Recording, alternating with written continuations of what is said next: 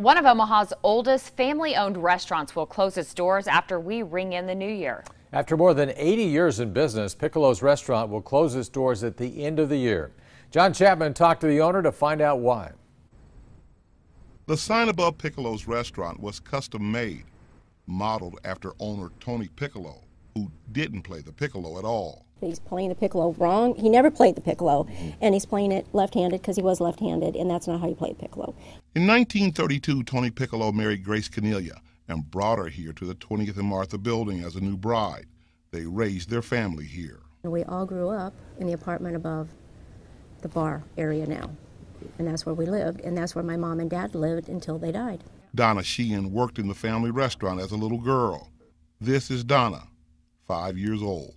Years later, she played a bigger role at Piccolo's, kind of by accident. Because someone got sick, and my brother said, "Can you just fill in on Friday for me temporarily?" 39 years later, that fill-in job is over, and Donna Sheehan has to close down her father's restaurant. When she talks about closing after more than 80 years in business, the emotions pour out. Why? Why are you going to close it? I'm going to cry.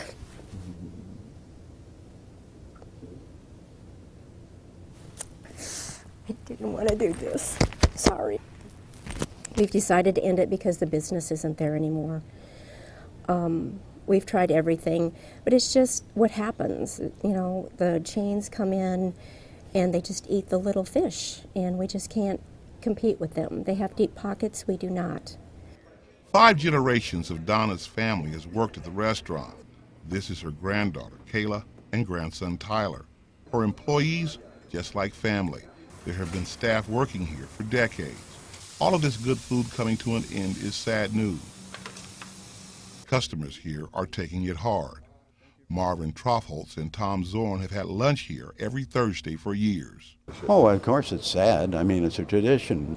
Too bad, really, that they used to come in here and the whole place would be, halfway full. For Mike and Jim Boyle, closing Piccolo's marks the end of a family tradition. My folks brought us to when we were kids, and so even for Father's Day, we're coming down here. This is the place I want to bring my kids. Jim's kids will never know the excitement of a New Year's Eve party at Piccolo's.